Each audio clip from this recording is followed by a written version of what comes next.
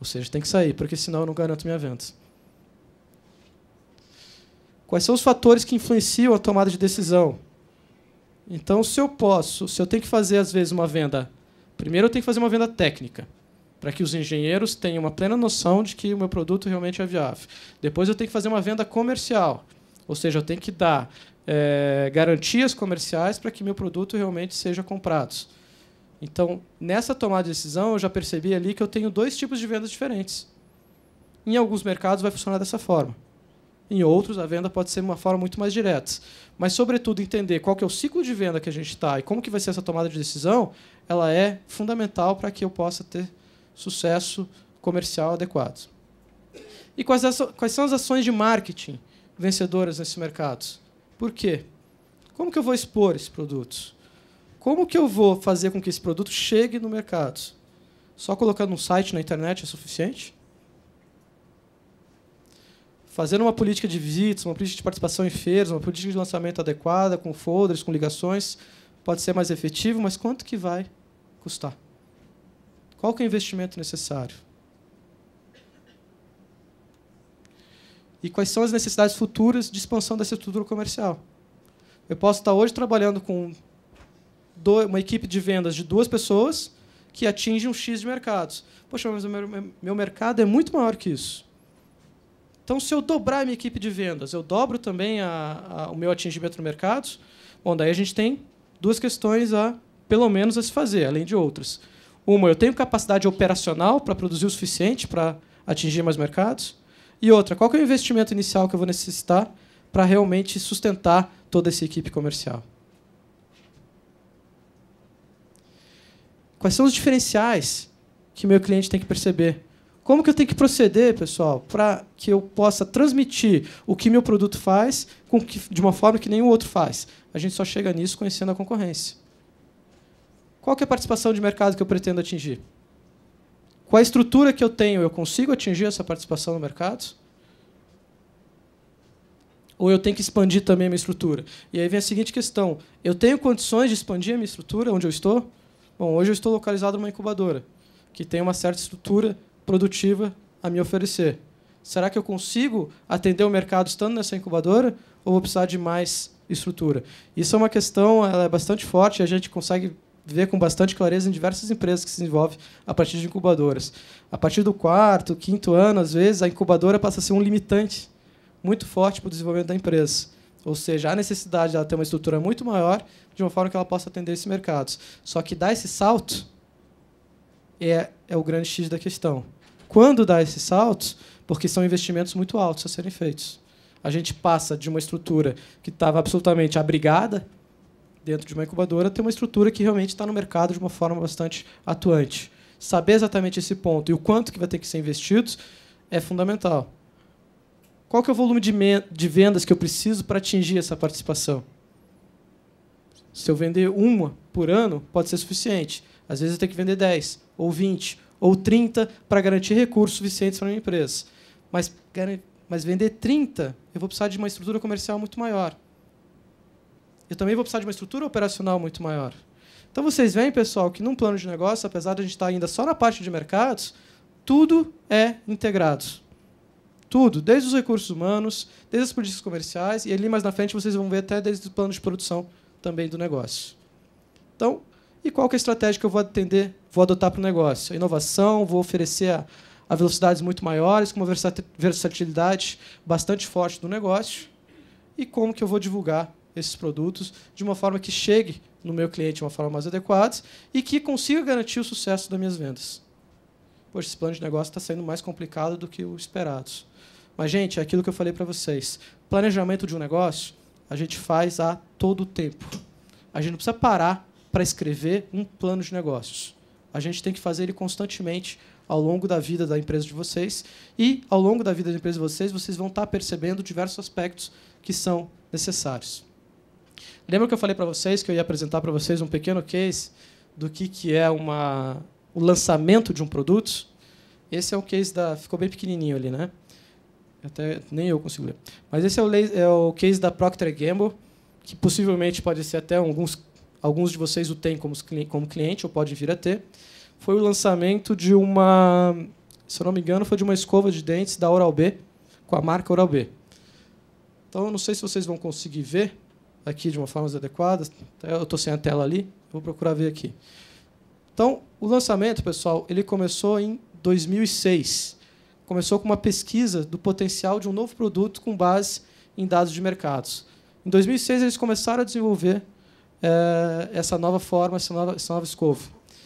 A definição do produto só veio em 2007, depois de o produto importado dos Estados Unidos foi testado com 238 consumidores.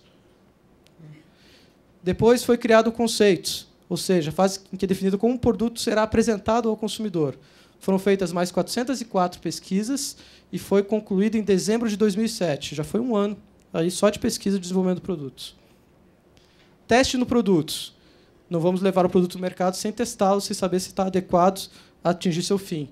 Então, amostras completas são distribuídas aos consumidores, e esse teste foi realizado em janeiro de 2008 com 48 consumidores diferentes.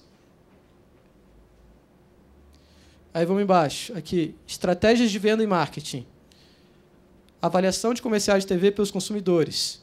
1.200 consumidores entre março e junho de 2008. Já se passaram 2 anos e o produto ainda não está no mercado. Produção. Com base nos resultados das pesquisas, eles conseguiram adequar o produto a que realmente o mercado queria. Tá? Nem mais, nem menos. Isso foi realizado, esse teste, em setembro de 2008. O lançamento, realmente, foi realizado em janeiro de 2009. Quase 3 anos depois, eles fizeram o primeiro lançamento do produto e depois políticas de acompanhamento desse produto. Então, pessoal, é claro que a gente está vendo aqui a estratégia de lançamento de uma grande empresa, com muito mais recursos para realizar diversos tipos de pesquisas, para realmente entender o que o mercado está querendo. Só que o que eu estou querendo chamar a atenção aqui para vocês é a preocupação que se tem ao lançar um produto. E isso é uma preocupação muito forte, ainda mais uma vez que vocês vão ter a tecnologia pronta de vocês. Eu tenho a tecnologia pronta, aquela ansiedade de levá-la o quanto antes no mercado para conseguir retorno de todos os investimentos que foram realizados. Mas, muitas vezes, essa pressa pode ser inimiga do sucesso que vocês podem vir a ter. Então, um planejamento adequado, não nesse nível, né, mas num nível, uma preocupação que chegue bastante forte em relação a todos os pontos que são necessários para fazer o lançamento do produto, desde as provas de conceito até o lançamento, passa a ser realmente uma situação crítica no planejamento de um negócio. E algo que tem que estar sendo previsto, talvez, desde o início, desde a sua concepção, porque é uma fonte de investimento bastante forte. Tá? Eu não sei como é que está em relação ao tempo.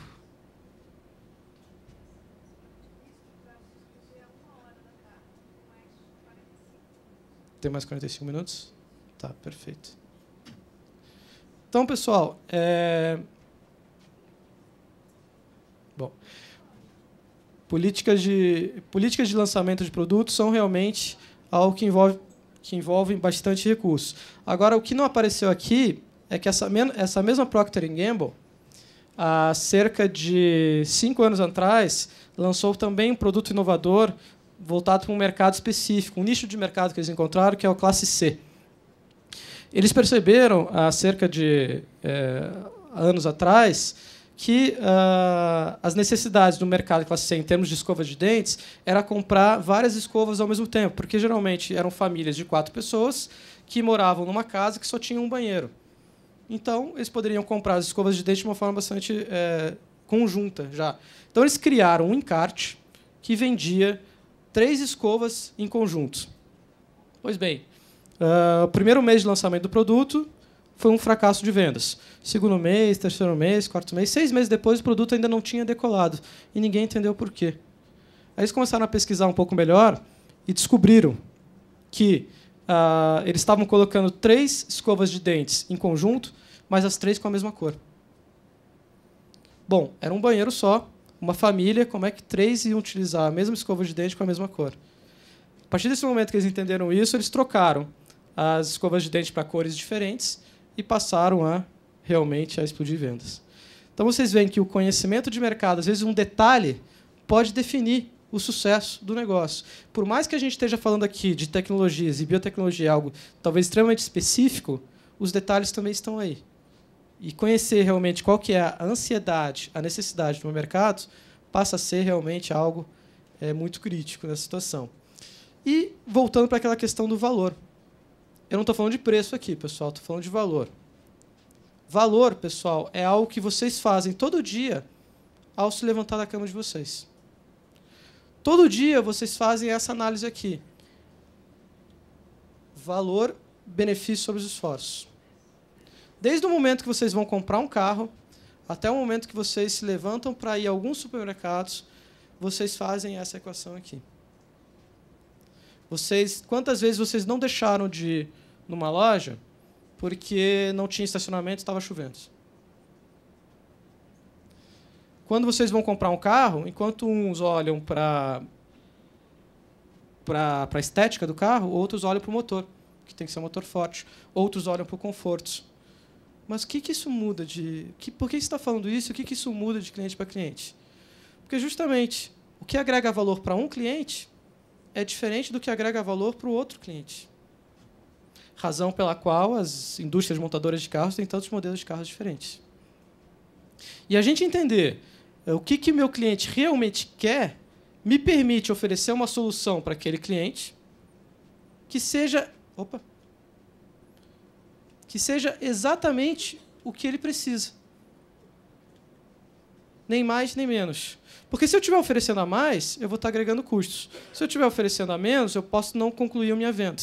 Então, entender exatamente o que agrega valor para esse cliente, e esse cliente não é um cliente qualquer, esse cliente é o meu cliente. Esse cliente é para quem eu estou querendo atender. Por isso que uma empresa tem que ter foco. Tendo o foco definido, eu consigo oferecer meu produto de uma forma mais contundente para esse mercado. Até eu costumo fazer aqui, eu sempre costumava fazer nas palestras, até uma aposta com todos os que estão participando. Eu diria da seguinte forma: eu duvido que alguém nessa sala, até meio arriscado fazer isso, inclusive está sendo filmado. Eu duvido, mas eu vou fazer mesmo assim. Eu duvido que alguém nessa sala, alguma vez, comprou algum produto ou adquiriu algum serviço aonde o primeiro fator de escolha, primeira coisa, foi preço. Tem um monte de gente pensando já. Tem um monte de gente pensando assim: esse cara está errado, eu vou dizer para ele que está errado. Está até valendo uma aposta, pessoal. Eu aposto... Eu não tenho nem o que apostar aqui. Ana, vou apostar esse computador aqui. Mas eu vou ganhar, não tem problema. Não, brincadeira, pessoal. Alguém tem alguma coisa a contradizer o que eu estou falando? Pô, isso foi mais fácil que eu ganhei. Posso levar o computador para casa? Todo mundo concordou, pessoal? A primeira vez que isso acontece. É um público diferenciado mesmo. Ninguém quer arriscar? Na última encontro que eu tive desse sobre planejamento de negócio foi lá em Belém do Pará, no encontro da inovação de Belém do Pará. E aí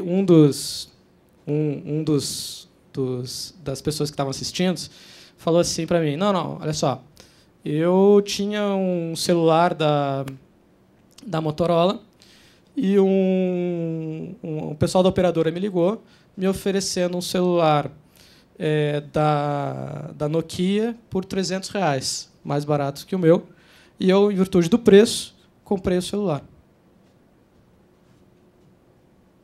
Essa era a afirmação dele. Então, a primeira escolha dele foi preço. Só que, se for olhar bem, não foi o preço o primeiro fator de escolha dele. Veja bem, ele tinha um celular Motorola e ia trocar para um celular Nokia. Será que ele trocaria por um celular Tabajara por R$250? Provavelmente não. E aí a gente começa a perceber, poxa, né, realmente, não é só preço. É que a gente faz essa equação de uma forma tão automática na nossa cabeça que a gente nem percebe, que a gente só compra aquilo que nos oferece mais benefícios, ao invés daquilo que nos oferece mais esforços. E isso a gente faz de uma forma bastante constante em qualquer negociação, em qualquer decisão que a gente toma. E os clientes de vocês também o fazem. Eles vão comprar de vocês se vocês oferecerem mais benefícios que esforços.